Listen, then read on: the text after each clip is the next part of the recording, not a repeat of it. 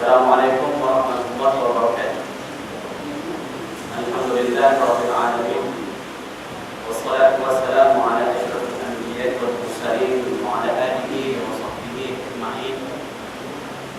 Rabbi shrah li sadri wa yassir li amri wahlul 'uqdatam min lisani yafqahu qawli. Allahumma dhakkirni ma nasitu min al-Qur'anil Karim wa ma nasitu min al-ahadits nabawiyyin wa 'allimni ma jahiltu minhuma ya dzal jalali wal ikram. Amma ba'd. Dan imam dan pengurusi warga masjid hari-hari datang puasa, tuan-tuan perempuan sedang jemaah yang dikasihi sekalian. Alhamdulillah, syukur yang tidak terhingga kita panjatkan kepada Allah Subhanahu wa taala di atas limpah kurnia nikmat yang banyak yang diberikan kepada kita. Dapatkan salam atas junjungan besar Nabi Muhammad sallallahu alaihi wasallam, ahli keluarga baginda, para sahabat serta orang-orang yang mengikuti mereka sehingga ke hari kiamat. Tuan-tuan, perempuan dan jemaah yang dikasihi sekalian, Rasulullah sallallahu alaihi wasallam bersabda, "Afdalul ibadati al-fiqh wa afdalud dini al-wara'." Sebaik-baik ibadat itu adalah fiqh. Fiqh ini tuan-tuan dan perempuan, ilmu terhadap agama ini yang kita sebut ilmu akidah, ilmu fiqh, fiqh syariah yang kita faham itu, dan fiqh batin ataupun syariat batin, tasawuf. Itulah sebaik-baik ibadat. Sebab itu kita sering sebut dalam mukadimah kita berada dalam majlis sebaik-baik ibadat, sebesar-besar zikir pada Allah Subhanahu wa taala, kerana dengan ilmu itulah mengesahkan segala-galanya. Dan sebaik-baik agama ialah wara'. Wara' dalam arti kata menjalankan agama ini, menghayati agama ini, berhati-hati dalam menjalankan hukum agama, mengambil tindak tanduk, membuat tindakan dan sebagainya bersesuaian dengan kehendak Allah Subhanahu wa taala. Dengan main orang kata rembat sahaja, sangat berhati-hati di dalam agama. Itulah dia agama yang sebaik-baiknya, maksudnya semakin baiklah Islam seseorang itu. Hadis ini riwayat Al-Tabrani. Jadi tuan-tuan dan puan-puan, bagaimana untuk mendapatkan sebaik-baik ibadat, kita kena belajar, kena dapatkan ilmu. Dan bagaimana nak mendapatkan sebaik-baik agama, untuk menjadikan agama kita ini adalah agama yang kita amalkan dengan cara yang paling baik, kita kena belajar tasawuf. Nak dapatkan sifat wara' itu kena belajar tasawuf. Jadi tuan-tuan dan puan-puan, alhamdulillah pada malam ini insya-Allah kita akan mengkaitkan kitab Penawar bagi hati, kitab asas tasawuf ini. Dan kita masih lagi membicarakan tentang apa, tuan-tuan dan puan-puan? Membicarakan tentang faslun yang ketiga pada menyatakan bidah. Tak habis-habis lagi ni tuan-tuan. Dalam kitab Ihya Ulumuddin, Imam Abu Hamid Muhammad bin Muhammad Al-Ghazali ada menyebut 20 penyakit lisan ini, 20 penyakit lidah ini. Jadi tuan-tuan dan puan-puan, kalau kita ambil satu tajuk satu minggu pun dah 20 minggu, artinya sudah setengah tahun, dekat setengah tahun kita bercakap tentang apa penyakit lidah sahaja. Satu tajuk satu minggu, 20 kuliah, hampir setengah tahun, baru habis 4 lidah saja. Kerana apa? Kerana lidah ini memang sangat-sangat bahaya, sangat-sangat berguna, sangat-sangat apa? Sangat-sangat akan menjadi sesuatu yang baik dan akan menjadi sesuatu yang jahat atas kita. Sebab itu tuan-tuan dan puan-puan, pernah satu kali tuan kepada Luqman Hakim. Luqman Hakim ini hamba sebenarnya. Tuan dia perintahkan supaya sembelih kambing dan bawa kepadanya, kepada tuannya itu, 2 anggota yang paling baik daripada kambing itu. Maka dibawa oleh Luqman Hakim hati dan lidah kambing. Dan pada satu masa yang lain, tuan dia perintah kepada Luqman Hakim supaya sembelih kambing dan bawa 2 anggota yang paling jahat dan paling buruk dan paling tak guna sekali pada kambing itu. Maka Luqman Hakim duduk tuan-tuan dan puan-puan, hati dan lidah ini boleh menjadi sebaik-baik anggota dan boleh juga menjadi sebuah anggota atas kita. Supaya itu kita kena belajar dengan tuan-tuan dan puan-puan. Supaya apa? Supaya boleh kita menjaga lidah. Muka surat berat. Dan seperti berbantah-bantah, ekdoting, baris yang keempat dari atas. Contohnya pun. Dan seperti berbantah-bantah dan berkata-kata pada barang yang tiada memberi faedah.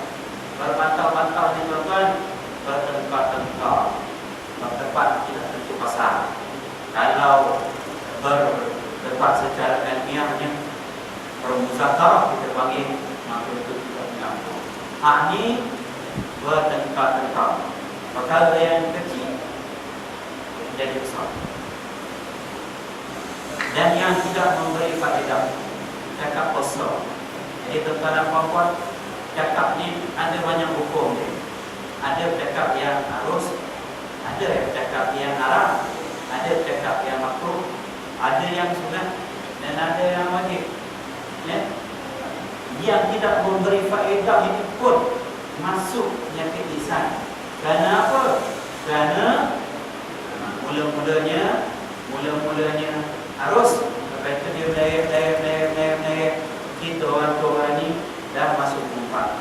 Kita orang tua ni dah masuk pada daftar rahsia, dah masuk namimah, dah masuk fitnah, dah masuk buhtan.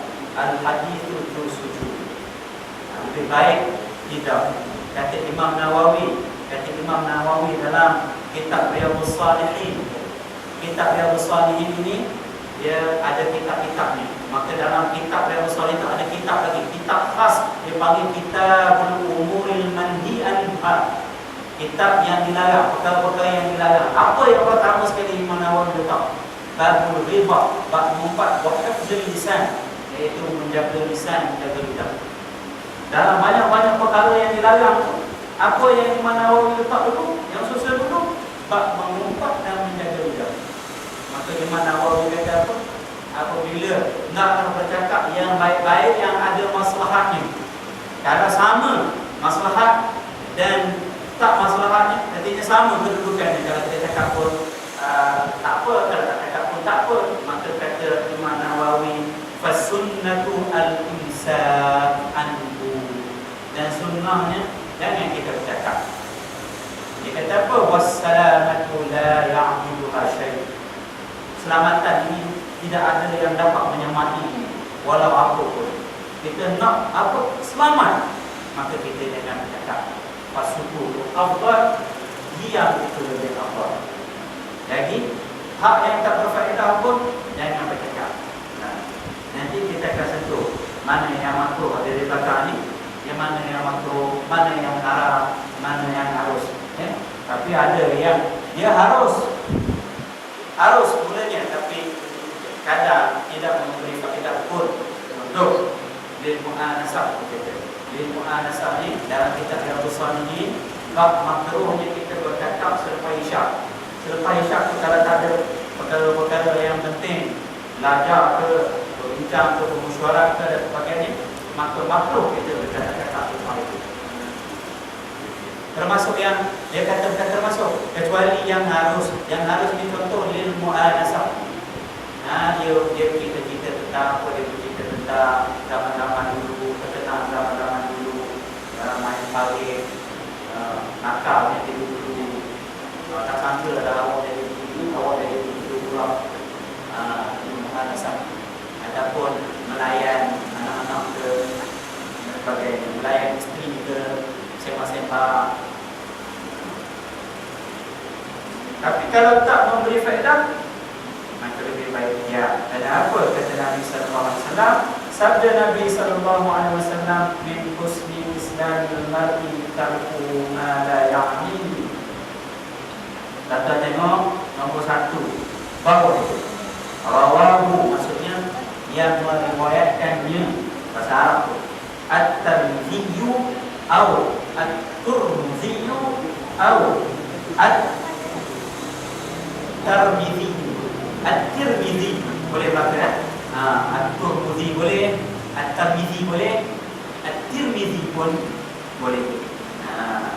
Yang gaduh ada kawan kita dulu, dia kata ada satu gaduh tak tahu siapa pasal kes ni, kes baca nama Imam sebutan Imam At-Tirmidzi ke At-Tirmidzi ke At-Tirmidzi, mana betul berlaku, betul tak boleh disebut berlaku ya. Tirmidzi ni nama tempat Abu Isa At-Tirmidzi wa Ibn Majah dan Ibn Majah, salah seorang ulama hadis yang terkenal. An Abi Hurairah radhiyallahu anhu, bukannya Ibni itu, Abi salah cetak. Abi masuk ayah bapa, Ibn ini maksudnya anak lelaki, bukan anak lelaki Hurairah. Abu Hurairah an bapa Hurairah. Hurairah ni daripada Dirratun. Dirratun ni anak kucing, Hurairah ni anak kucing yang kecil. Sayyidina Abu Hurairah ni namanya Abdurrahman bin Sakhar, tapi dia ni suka dengan kucing. Ada kucing dalam poket dia. Nabi SAW gelarkan ini Abu Hurairah. Ini di zaman-zaman dulu ni para sahabat ni suka cari pokok ada yang Nabi SAW nanti kita tengok, dipanggil dengan gelaran-gelaran. Ini Nabi SAW lagi gelaran ini, bapa anak kucing maknanya. Jadi kalau nak ambil berkat nama itu buku Abdul Rahman lah. Anak tu Abdul Rahman bin Sakhar. Ambil nama. Boleh juga kalau buku Abu Hurairah pun. Kenapa? Nama ini sudah, gelaran ini sudah diberi oleh Nabi SAW. Oh, ini zaman-zaman para sahabat ni macam Tan Sri ni, macam Datuk Sri ni, para sahabat berbangga dengan gelaran-gelaran yang ini. Walaupun namanya pun bapa anak kucing. Apa? Baik. Kalau Ibn anak lelaki, kalau dia tak ni, lepas itu kena mengaji bertarafi, berguru, boleh kita betulkan. Dia panggil ini apa dia tuan? Kunyah. Kalau ada Abu tu kunyah tu Abu Hamid Al-Ghazali, kunyah tu Abu apa lagi? Abu Bakar As-Siddiq, kunyah tu. As-Siddiq tu laqab diurung dia. Kalau Ibnu Umar misalnya, kunyah tu dia panggil sunat kita letakkan Abu tu di pangkal. Buat nama anak lelaki yang sulung, anak perempuan pun boleh juga, tapi kita masuk. Baik. Apa artinya? Setengah daripada keelokan Islam seseorang itu meninggalkan ia akan barang yang menjadi memberi manfaat akan dia pada dunia atau akhirat. Itu tanda agama seseorang itu bagus. Seseorang itu mengamalkan agamanya, dan amalan agama itu amalan yang baik yang dituntut oleh Allah Subhanahu Wa Taala. Ya, dia tinggalkan apa yang tak kena-mengena dengan agama dia. Dunia tak ada untung, akhirat apa tak lagi. Kita orang Islam yang tuan-tuan, kita tengok apa untung kita di akhirat. Ya, yang pertama, apa untung kita di dunia itu yang kedua. Kadang-kadang tidak untung di dunia, untung di akhirat. Kita kena buat juga. Tetapi yang molek-molek ni untung dunia akhirat. Rabbana atina fid dunya hasanah, kita minta belaka hasanah di dunia, hasanah di akhirat. Jadi biar untung dunia akhirat. Jadinya kalau tak untung dunia akhirat ni tuan-tuan, baiklah ya buat main dam dari pagi sampai ke tengah hari. Untung apa? Boleh naik haji 3-4 kali. Haji dam ni tuan-tuan, bukan haji Islam. Haji dam tak pakai. Untung dari segi dunia. Apa untung? Ya? Dapat hadiah. Dapat hadiah. Sekali siapa menang, kena bayar apa? Dapat rokok sebatang. Bagi. Dia panggil tagang. Tagang rokok sebatang. Menang, pakai-pakai bagi rokok saja. Fathah. Menang bagi rokok. Budi. Budi. Siapa kalau bawa hari ini tengah hari banyak bunyi. Budi. Ini tuan-tuan. Ya. Main terus kita pakai. Bukan tidak boleh main dah itu tuan-tuan. Pada raya. Jangan orang kata daripada pagi sampai ke petang. Seperti yang kita biasa sebut tak mau. Isteri dia suruh beli ikan 1 kilo. Dia beli ikan pagi itu. Dia singgah 2 wakaf. Dia gantung ikan dia atas pokok hutan. Selesai dia main jam, dia tengok ikan dia habis dah 1 kilo, tinggal pulang. Makan dia terengga. Terengga dia kalau makan tentu habis 1 kilo. Lama benar tu untuk sedul. Jadi tuan-tuan dan puan ni, tarkuhu ma la ya'nihi min husni islamil mar'i. Kata Nabi sallallahu alaihi wasallam, agama seseorang itu nak tengok agama seseorang itu boleh ke tak boleh, tengok dia tinggalkan apa yang tak kena-mengena dengan dia. Apatah lagi hak. Baik. Dan seperti mengadu-ngadu sabda Nabi sallallahu alaihi wasallam, la yadkhulul jannata man, artinya tiada masuk ke dalam surga orang yang mengadu-ngadu. Mengadu-ngadu ni tuan-tuan, mengadu domba dia panggil. Domba ni apa itu? Kambing. Domba ni kambing. Adu ni apa? Dia ambil kambing ini, dia ambil kambing ini, dia lagakan. Dia ambil orang ni, dia ambil orang ni, dia lagakan sehingga berkelahi. Itu asal usulnya mengadu domba. Jadi Nabi SAW kata namam orang yang mengadu domba bawa fitnah ni, melaga-laga orang ni tak masuk surga. Bukan tak masuk surga terus. Nabi SAW kata bukannya lain yang kulal jannah.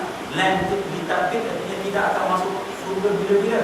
La yakul jannah, tidak masuk surga maksudnya dia tidak masuk surga bersama dengan orang-orang yang masuk surga mula-mula. Itu maksudnya. Tapi kalau dia mati bawa iman yang tidak ada syirik, yang jazam 100% yang tidak syak wazan dan wahab, ahli sunnah wal jamaah, dia mesti masuk surga juga akhirnya. Yang dikata la yakul jannatan namma, tak masuk surga orang yang mengandung ni, maksudnya apa? Maksudnya yang tak masuk surga bersama dengan orang-orang yang masuk rombongan pertama masuk surga.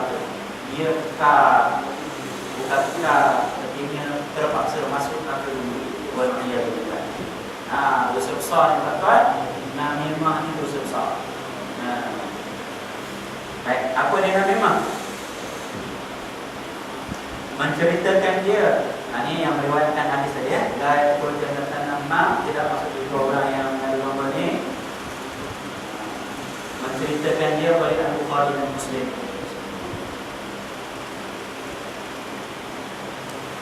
Menceritakan dia rawahu, yang di bawah tadi rawahu, meriwayatkannya oleh Al-Bukhari. Maksudnya Imam Muhammad bin Ismail Al-Bukhari. Bukhari itu nama tempat dia, Bukhara dan Muslim ini Muslim Ibn Al-Hajjaj An-Naisaburi, daripada Naisabur. Dua orang imam ini dia panggil syekh. Adik-adiknya juga dia sebut rawahu al-syaikhan, riwayat dua orang syekh. Maksudnya Bukhari dan Muslim, muttafaqun alaih hadis ini. Ittifaq ataupun dipersetujui oleh Imam Bukhari dan Imam Muslim, maka hadis ini menempati hadis yang paling tinggi rankingnya kerana hadis sahih daripada Huzaifah radhiyallahu anhu, sahabat Nabi sallallahu alaihi wasallam. Dan sungguhnya telah ittifaq ulama atas bahawasanya mengandung Nabi itu dosa besar tuan-tuan. Dalam kitab ini, kitab Al-Kabair, 70 dosa-dosa besar oleh Imam Al-Zahabi. Imam Al-Zahabi menyusunnya dosa yang ke-43. Yang ke-43 dosa apa ini? Mengadu domba ini, yaitu memindahkan perkataan setengah manusia kepada setengah kerana tujuan membinasakan antara mereka itu dan menjadikan mereka itu berkelahi. Man yaqulul haditha bainan nasi ala dinatil ifsadi bainahum. Bahasa Arab. Orang yang menjelaskan kata-kata kepada orang lain supaya orang itu bergaduh. Ini dia panggil apa? Namimah. Sini panggil apa? Ngacung. Ngacung. Ngacung kan? Dia panggil ngacung sini. Dia beritahu pada B kata gini-gini pada awak. Dia tahu pada B begini-begini pada awak. Lama-lama dia dengan bergaduh. Sama ada perkataan itu betul ataupun yang direka-reka, maka dia panggil namimah. Mengadu domba. Hati-hati ni tuan-tuan dengan orang ini. Kata Hasan Al-Basri, dia kata siapa-siapa yang bercerita tentang orang lain kepadamu, pasti dia akan bercerita tentang kamu kepada orang lain. Orang Arab dalam perkataannya menyebut, dia sebut man naqala ilaika naqala anka fadharu. Siapa yang bercerita tentang keburukan orang lain kepada kamu, dia akan cerita juga keburukan kamu kepada orang lain. Jangan jaga dia. Ini bagi nama Dayakul Jannah. Dalam kitab apa? Dalam kitab Al-Kabair ni, kalau mari orang yang begini, kata Imam Az-Zahabi, maka kena ambil 6 tindakan ini. Yang pertama dia kata Allah yusaddiqahu li'annahu namam fasiqun wa huwa maqbul khabar. Jangan kita benarkan dia. Jangan kita percaya kepada dia kerana dia fasik. Fasik. Dua orang yang buat dosa besar, tuan-tuan, dia punya syahadah dengan kesaksian dia tidak diterima. Dia punya cerita dia tidak diterima. Ya ayyuhallazina amanu in ja'akum fasiqun binaba'in fatabayyanu. Wahai orang yang beriman, apabila datang orang fasik kepada kamu bawa berita, orang yang suka melakukan dosa besar, orang suka mengumpat, orang suka namimah, bawa fitnah ni, maka hendaklah kamu selesai. Jangan tinggi, jangan percaya. Itu yang pertama. Dan yang kedua, ayat haru anzalika wa yansahu, dan dia taklah menegak, larang. Dia kata ayat ni mengumpat, ini bawa fitnah ni, ini namimah ini, nombor itu tak baik, tak boleh, dosa besar. Itu yang kedua. Yang ketiga, ayyubghidahu fillah, naklah dia benci kerana Allah Subhanahu wa taala. Imam Az-Zahabi kata apa? Kerana orang yang bawa namimah dibenci oleh Allah Subhanahu wa taala, maka dia kata apa? Dia kata wal bughdu fillahi wajibun, dan membenci kerana Allah itu wajib. Kita benci, kita tidak suka orang yang buat maksiat, orang yang kaki fitnah, kaki mengandung domba ini, kita benci dia. Benci pada perbuatannya maksudnya. Bukan benci pada diri zat pribadi dia, benci pada perbuatan itu. Maka wajib. Kalau kita suka redha pula, nanti kita kongsi. Boleh kongsi sikit-sikit. Dan yang keempat, alla yadhunna fi man qul anhu as-su', jangan kita sangka buruk. Kalau dia datang cerita pada kita keburukan B, jangan kita sangka buruk pada B itu. Kerana Allah Subhanahu wa taala sebut, ijtanibu katsiran min adh-dhann inna ba'd adh-dhanni itsm. Janganlah banyak kesan-kesan. Kenapa? Bahagian dari perkataan itu. Dan yang kelima, jangan sampai bila dia bercerita pada kita itu, kita nak meminta-minta. Dia panggil pun tajassus wal bafu an tahaqquq dzalik. Kita nak betul ke dia cakap? Lalu kita pun menyesal. Jangan. Kerana Nabi kata Allah Subhanahu wa taala, wala tajassasu. Jangan kamu minta-minta salah kita banyak. Dan yang keenamnya, janganlah kita redha dengan perbuatan seperti itu, dan jangan kita nakalkan apa yang disebut. Artinya kita sampaikan kepada A misalnya, dia cerita kepada kita B, gini-gini kata pada kata tentang kamu, tentang awak. Yang kita sampaikan balik apa yang diceritakan oleh dia itu pada diri, pada orang lain dan sebagainya. Supaya apa? Supaya perkara ini boleh hidup. Jadi tuan-tuan dan puan-puan,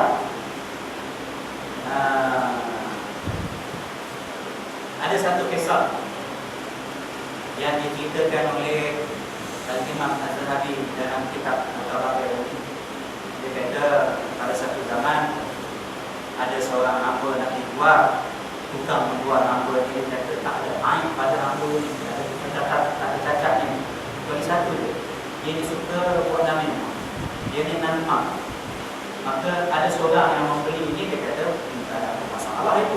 Yang penting bila kita beli hamba mesti nak buat bakal sihat, awak kerja patut, tak ada masalah. Barangkali kita boleh sebagainya. Maka dia pandangnya ingat sifat namimah yang ada pada hamba itu. Beberapa hari duduk di rumah dia pun si hamba ini sebut pada isteri dia, sebut pada isteri puan dia lah. Dia kata tuan ini sebenarnya dah mula nak cari orang lain, dia nak kahwin lah, nak kahwin seorang lagi. Dia tak suka dah pada puan ni. Dia ke? Dia kata kalau nak selamat, nak membatalkan niat dia, kena ambil sikit janggut, ambil simpan. InsyaAllah, dia tak sebut insyaAllah, tak jadilah tuan nak kahwin. Begitu ke? Duk mikir lama-lama masuk. Orang perempuan ni kalau buat tu beberapa kali, dia tu heran. Mari Tok Bomo boleh tahu. Ambil janggut disimpan, InsyaAllah tak jadi. Maka ni si hamba ini datang pula pada tuan. Dia kata, tuan dia kata, isteri tuan ini, tuan kita ni dah tak suka dengan tuan. Dia ada kekasih yang lain. Dia ada kompor nak tamat dari wayat tuan ini, nak bunuh tuan. Dia kata, tak percaya, tengok malam ni nanti. Dia ada bawa pisau. Tuan buat pukul tidur. Maka masuk juga pada si suami ni. Barangkali kalau dia cuba pun tidak boleh apa-apa. Dia pun pada malam itu buat pukul tidur. Maka mari isteri dia nak bawa pisau. Zaman itu pisau cukur bukannya macam jilid macam kita zaman sekarang ni kecil. Pisau cukur dia besar. Maka ulu dia kata kau, si suami itu pegang. Kamu nak bunuh aku ya? Ambil pisau itu, sok tikar. Matilah si isteri. Maka dapat tahu pada keluarga isteri, bakatlah mari lama-lama pergi bunuh pula suami. Bila bunuh suami, si keluarga suami pun nak kena dendam juga. Maka berlaku peperangan antara dua keluarga. Dan apa tuan-tuan? Dan namimah. Ini aksarnya rasa namimah. Yang kita pandai. Baik. Dan menjadi apa? Menjadi salah satu sebab azab kubur. Nabi SAW seperti hadis yang diriwayatkan oleh Abu Hurairah, mereka berjalan bersama Nabi, para sahabat berjalan bersama Nabi sampai di satu kuburan. Berubah muka Nabi, bergoyang baju Nabi ni dengan baju ni bergoyang. Nabi tanya, kamu dengar apa yang aku dengar? Para sahabat kata, kami tak dengar. Nabi kata, dua orang dalam kubur ini sedang diazab oleh Allah Taala. Dan diazab itu bukan kerana perkara besar. Maksudnya perkara besar bukan perkara besar. Pada anggapan mereka yang diazab itu bukan perkara besar. Amma ahaduhuma la yastabri'u min qawlihi, kata Nabi sallallahu alaihi wasallam. Seorang itu dia tak jaga kencing dia. Tak beristikak tak tahu. Mungkin kucing dan sebagainya. Pak seorang. Wa amman akharu fa kana yamshi bin nas orang lagi itu dia kaki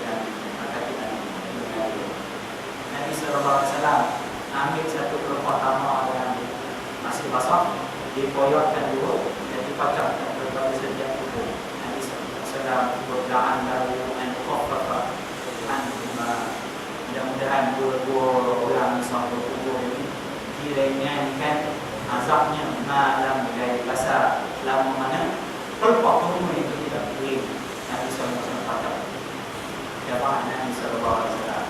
Kenapa kena azab kan ke bawah Nabi menjadi salah satu sebab azab kubur adalah besar. Jadi perkara perempuan menyerah yang penting dia tidak.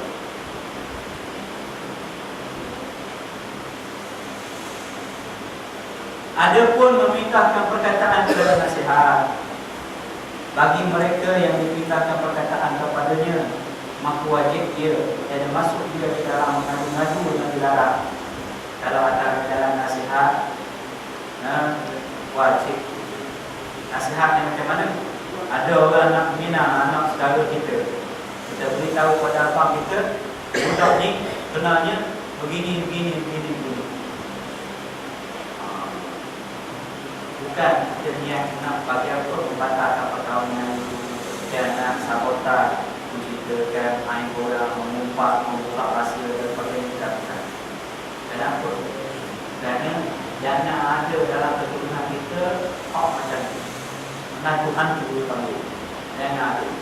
Jadi awal-awal kita besar pada abang kita, pada jiran kita tu. Kalau jiran kita tu, jiran ni dalam dekat betul. Kemudian nanti ada menantu dia yang macam hantu dan sebagainya, kita juga tidak. Itu tak betul. Dan ketahui oleh umum, tuan-tuan tengok dia punya ejaan tu, jangan baca Allahu pula bahasa Arab oleh umum, dia berbaris mim itu. Dia nama dia ada itu yang meja bumi bawah mim, bumi baca. Kalau baca bom, kalau baca bom itu yang apa ni? Hijau lepas bom, bukan hijau lepas bom, 7 lapis bumi. Baik. Bahawasanya lidah itu sebanyak-banyak anggota dan sebesar-besarnya daripada kejahatan, maka lazimkan akan memelihara itu. Lazimkan ini maksudnya biasakan dan wajibkan diri kita jaga lidah. Kenapa? Kerana dia kata sebesar-besar kejahatan boleh mari daripada lidah, sebesar-besar kebaikan pun boleh mari daripada lidah. Man li ma baina al-ayyi wa ma baina al-ilayhi atman al-jannah. Pada minggu yang terakhir kita lupa kita baca ma fakaihi, betul juga fakai ni dilarang. Lahyai ni buah dangdut sebenarnya. Itu bukan maksud buah dangdut ni, buah rahang. Siapa-siapa yang boleh jaga apa yang antara dua rahangnya, itu juga wama bainal ilaihi, yang antara dua kakinya, maka aman lahu jannah, aku jamin dia masuk syurga. Dalam hadis yang lain Nabi sallallahu alaihi wasallam sebut, man waqahu Allahu syarran ma baina lahyaihi wa ma baina ilaihi, masuk syurga. Siapa yang Allah SWT jaga seseorang itu daripada kejahatan dan kemaluan, maka dia masuk syurga. Baik. Mana dia? Dan tiada menolong akan dikau atas sejahtera daripada kebinasaannya, melainkan mengasingkan diri daripada manusia. Daripada apa? Kebinasaan lidah ini. Dia kata apa? Nak selamat perlu asingkan diri daripada manusia. Baru selamat. Bila tak jumpa orang tak cakap, bila tak cakap tidak salah. Ya, kita ini banyak cakap, banyak salah, banyak dosa, masuk neraka. Jadi dia kata elakkan daripada jumpa orang. Tak upaya kita. Ini pilihan, bukan pilihan utama lah. Tetapi dia kata hak paling berkesan Bukan maksud apa? Bukan maksud yang mesti kita buat. Tidak mesti. Bukan yang terbaik. Yang terbaik, tetapi yang tak dapat kita elak sebenarnya. Maka dia kata dan boleh berbagi pilihan yang kedua sini atau mana dan ini, atau mengekalkan diam. Dan kalau tak boleh duduk kena jumpa dengan orang, maka apa jalan yang terbaik? Diam. Idza kana al-kalam min al-fiddati fasukutu min al-dhahabi kata orang Arab. Sekiranya percakapan itu daripada perak, maka diam itu daripada emas. Melainkan pada ketika berhajat kepada berkata-kata, cakap yang penting-penting saja. Dia kata contohnya seperti belajar, kita bertanya dalam majlis ini, cakaplah nak cakap, tanyalah nak tanya, tidak tercedera. Maksudnya pun tanyalah nak tanya, tidak jadi masalah. Dan mengajar, juga mengajar. Ini termasuk zikrullah yang terbesar juga. Dan memberi nasihat, tazkirah, ma'izah. Cakap apa dia banyak pun, tak apa. Pakai apa? Pakai yang disuruh, sunat. Bahkan boleh jadi wajib. Ni dia contoh yang dia bagi ni. Belajar, mengajar dan memberi nasihat. Ini yang kata Nabi SAW, dia beri pilihan dua ni. Man kana yu'minu billahi wal yawmil akhir falyaqul khairan aw liyasmut. Siapa yang beriman dengan Allah dan hari akhirat, maka hendaklah dia bercakap yang baik-baik atau diam. Dua pilihan dari Nabi SAW.